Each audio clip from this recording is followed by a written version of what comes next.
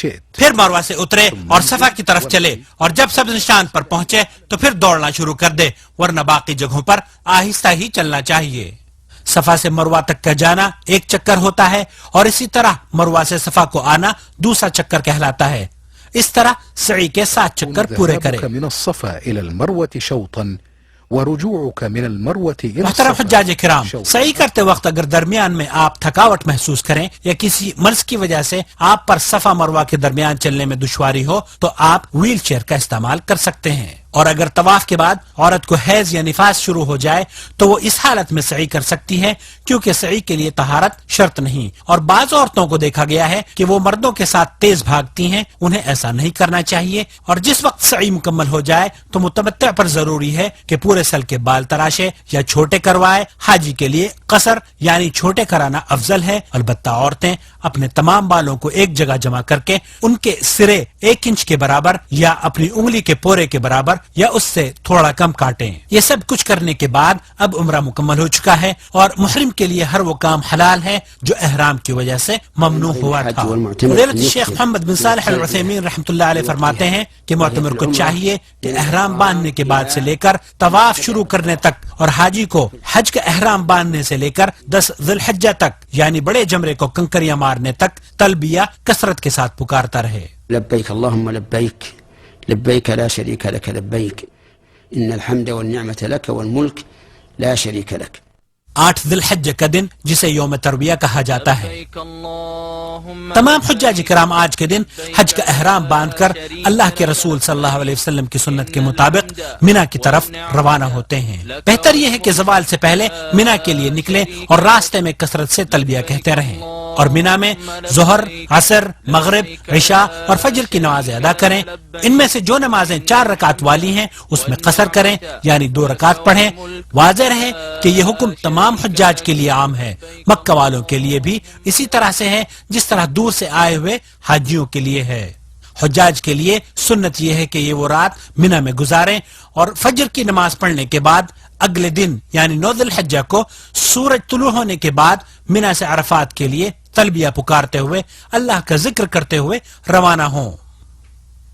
9 ذی الحجہ کا دن جسے یوم عرفہ کہا جاتا ہے، اس دن حجاج کرام میدان عرفہ کی طرف نکلتے ہیں۔ مسلمان اس دن طلوع شمس سے لے کر غروب آفتاب تک عرفات کے میدان میں ٹھہرتے ہیں۔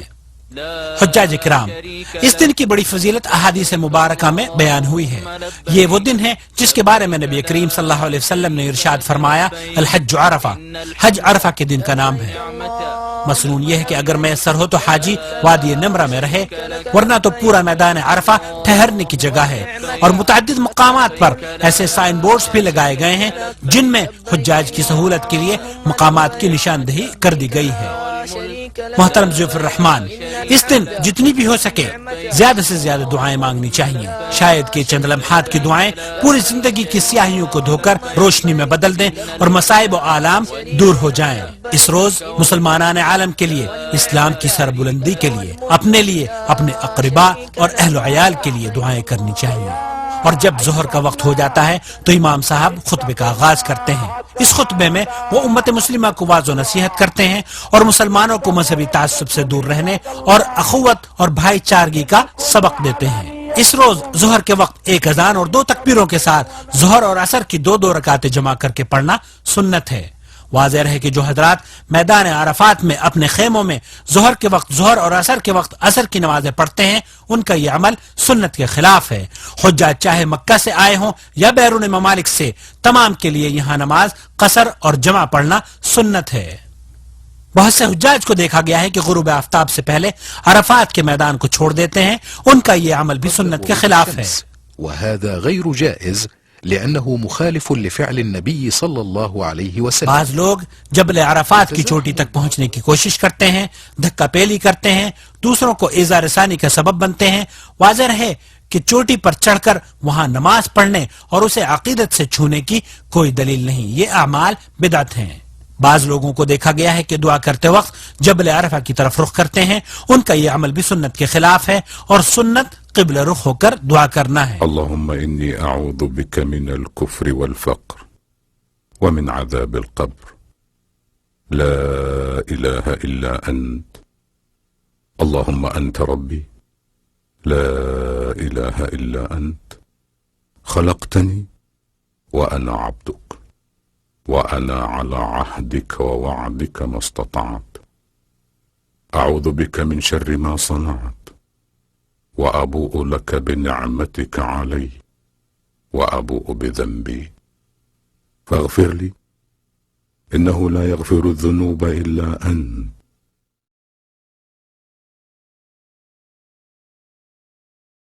ليس عليكم جناح أن تبتغوا فضلا من ربكم فإذا أفضتم من عرفات فاذكروا الله عند المشعر الحرام واذكروه كما هداكم وإن كنتم من قبله لمن الضالين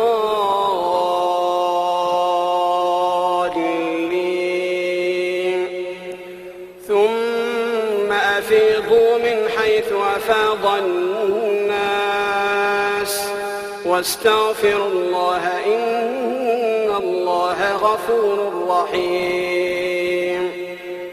لبيك اللهم مزدلفہ لبيك لا شريك لك لبيك. 9 ذی الحجہ کو سورج غروب ہو جانے کے بعد حجاج اکرام کے قافلے اللہ کا ذکر کرتے ہوئے مزدلفہ کی طرف روانہ ہوتے ہیں تاکہ وہاں پہنچ کر مغرب کی 3 رکعت اور عشاء کی 2 رکعت اکٹھی ایک اذان اور 2 اقامتوں کے ساتھ پڑھیں اور وہیں پر قیام کریں.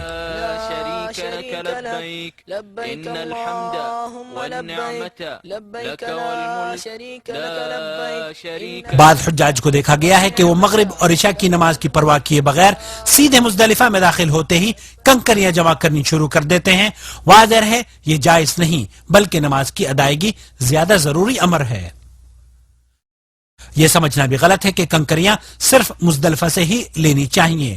صحیح مسئلہ یہ ہے کہ کنکریاں حدود حرم میں کہیں سے بھی لی جا سکتی ہیں اور سنت یہ ہے کہ حاجی مزدلفہ میں رات کا قیام کرے.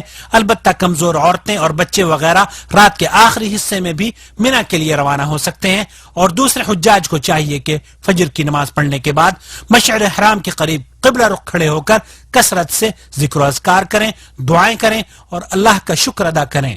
اس کے بعد 7 کنکریاں بڑے جمرے یعنی جمرہ عقبہ کے لیے چنیں اور باقی ایام کی کنکریاں منا ہی سے جمع کرے. کنکریوں کو دھونے کی کوئی اصل نہیں، یہ بدعت ہے. اس کے بعد سورج طلوع ہونے سے پہلے حجاج کو چاہیے کہ تلبیہ پکارتے ہوئے اللہ کا شکر بجا لاتے ہوئے اپنی زبان کو ذکر میں مصروف رکھتے ہوئے منا کی طرف روانہ ہوں اور جب منا پہنچیں تو کوشش یہ ہو کہ جمرہ عقبہ کی طرف روانہ ہوں اور جب جمرہ عقبہ کے پاس پہنچ جائیں تو لبیک پکارنا بند کر دیں.